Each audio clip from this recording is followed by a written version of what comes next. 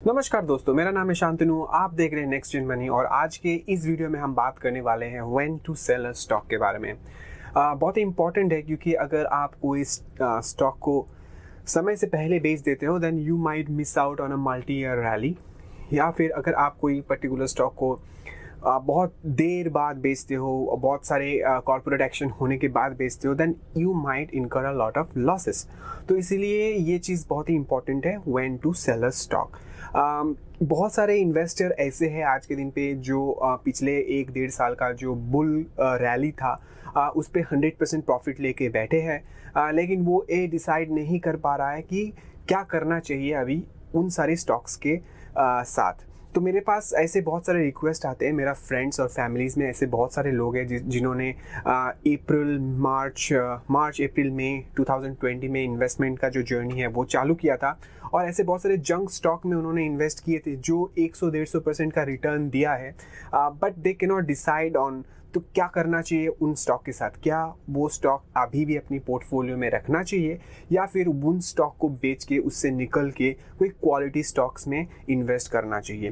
तो इसीलिए मैंने सोचा कि मैं एक वीडियो बनाता हूं जिस पे मैं आपके साथ शेयर करूंगा कि कौन सा वो स्ट्रैटेजी सही है जो मैं पर्सनली फॉलो करता हूं, जो मुझे ठीक लगता है। तो ये मेरा पॉइंट ऑफ व्यू है, क्यों ना मैं आपके साथ भी वही सारे पॉइंट शेयर करूं। तो चलिए शुरू करते हैं आज का ये वीडियो जिस पे हम बात करेंगे when to sell a stock के बारे में। जो पहला पॉइंट है वो है मिस्टेक। देखिए आजकल जो सोशल मीडिया है यहाँ पे बहुत सारे इन्फ्लुएंसर आपको मिल जाएगा। Micro cap, small cap, mid cap की ऐसे कंपनीज हैं जो रेकमेंड कर देता है। वो टाइम बिंग के लिए तो चल जाता है लेकिन लॉन्ग रन जाके वो चल नहीं पाता।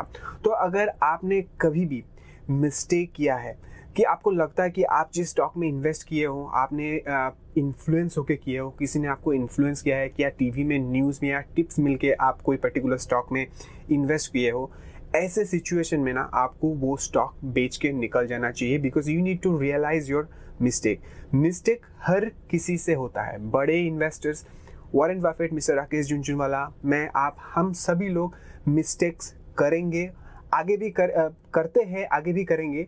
लेकिन कौन सा चीज़ ज़्यादा इंपॉर्टेंट है पता है? मिस्टर वॉरेन बफेट या मिस्टर राकेश झुनझुनवाला वो जब भी अपनी मिस्टेक को रियलाइज करते हैं ना, then they cut the losses.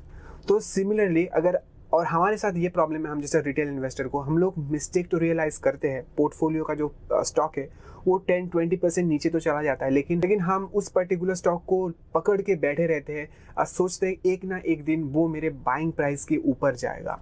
तो इसीलिए जो आपको करना है, अगर कोई भी स्टॉक पे आप इन्वेस्ट किए हो और अगर आपको लगता है कि वो particular stock investment was a mistake, then you should sell the particular stock that you are holding in your portfolio. बहुत ही इंपॉर्टेंट चीज़ है ये। और इस मिस्टेक के चक्कर में हो सकता है कि आपको 15, 20, 30, 50% का लॉसेस हो।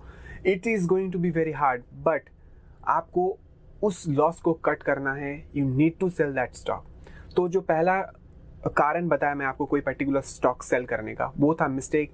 Do realize your mistake, sell the stock and then switch the money into a quality company which has a proven track record. दूसरा पॉइंट है फंडामेंटल चेंजेस।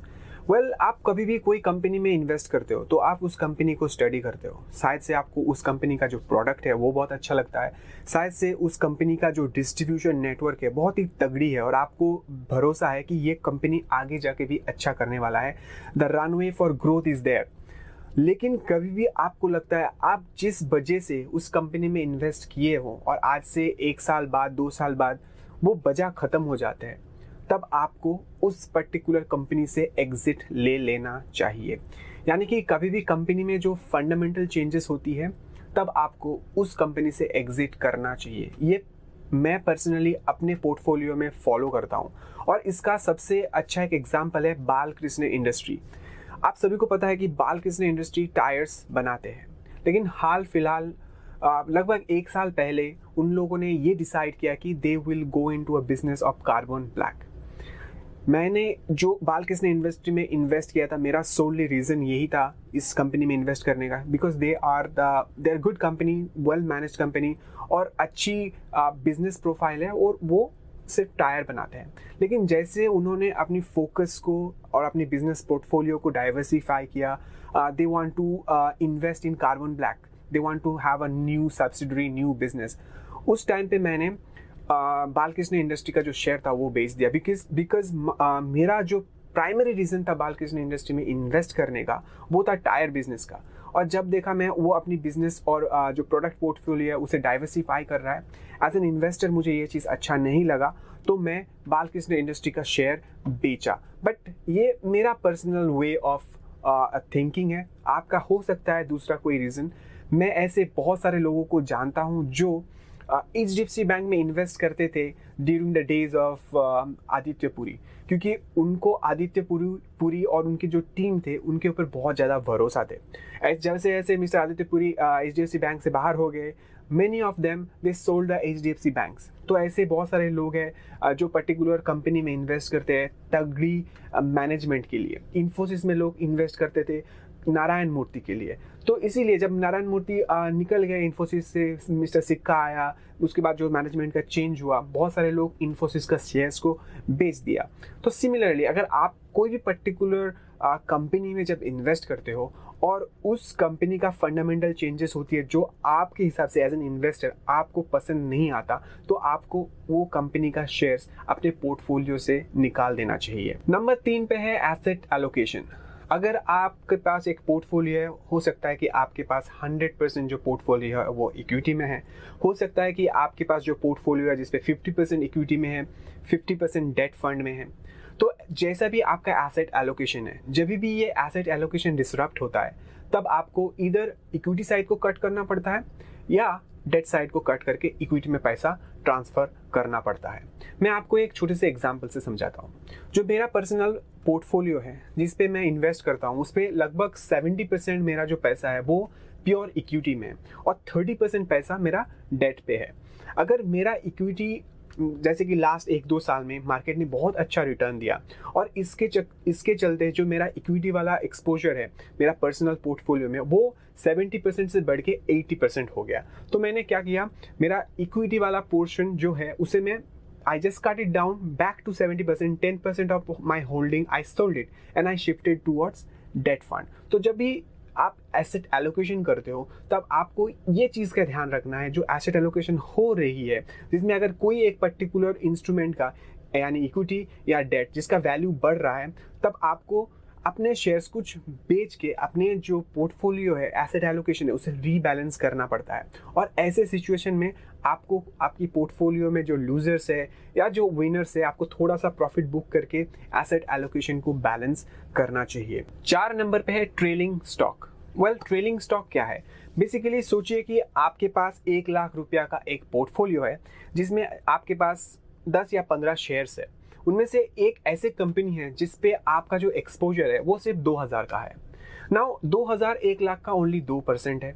अगर ये 2000 का जो कंपनी आपके पास पोर्टफोलियो में है ये अगर बढ़ के 100 गुना बढ़ के 4000 भी हो गया, it is not going to make any significant impact on your overall portfolio.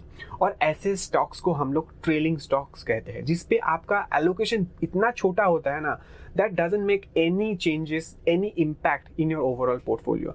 तो अगर आपके पास जो पोर्टफोलियो है उसे अच्छे से देखिए और जिस पे अगर जो टोटल वैल्यू है उसे निकालिए, और जिस पे कोई भी पर्टिकुलर स्टॉक में आपका 1 या 2% के एलोकेशन है, ऐसे स्टॉक्स को आप बेच के उस पैसे को जो क्वालिटी स्टॉक्स है आपके पोर्टफोलियो में उस पे शिफ्ट कर दीजिए। और ऐसे सिचुएशन में आपको अपनी जो स्टॉक्स है, इक्विटी वाला शेयर्स है, उसे बेचनी चाहिए, because trailing stock is not going to make any significant effect in your portfolio.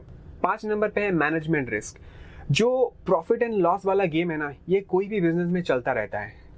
ऐसा साल आता है जब प्रॉफिट बहुत ही ज़बरदस्त होता है, ऐसा ईयर्स आता है जब प्रॉफिट अच्छी नहीं होती, लेकिन जो मैनेजमेंट है उस पर्टिकुलर कंपनी का, वो उस कंपनी के साथ जुड़े रहेंगे फॉर ईयर्स।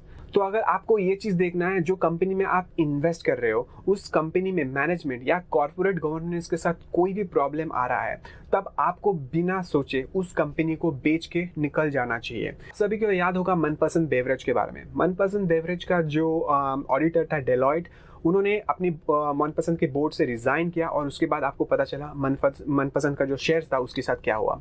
येस बैंक के साथ, DHFL के साथ, ऐसे बहुत सारे कंपनीज है जिनमें कॉर्पोरेट गवर्नेंस का बहुत बड़ा इश्यूज दिखा। अगर आपको जो कंपनीज आप होल्ड कर रहे हो ना पर्सनली अपने पर्सनल पोर्टफोलियो में, उस पर अगर आपको थोड़ा सा भी वनक लगा कि इस पर्टिकुलर कंपनी में कॉर्पोरेट गवर्नेंस का इशू है, रिलेटेड पार्टी जो ट्रांजैक्शन होती है वो आपको अनफेयर लगता है, जो ऑडिटर्स है वो रिजाइन करके जा रहे हैं, बहुत सारे चेंजेस हो रहे हैं, इंडिपेंडेंट डायरेक्टर कंपनी का बोर्ड छोड़ के जा रहे हैं, दीज आर रेड फ्लैग्स। तो अगर पर्टिकुलर कंपनी में आप इन्वेस्ट कर रहे हो और उस पर मैनेजमेंट का कुछ प्रॉब्लम आपके नोटिस पे आता है, बिना कुछ सोचे आप उस कंपनी को be ruthless, sell that company and shift to a quality stock.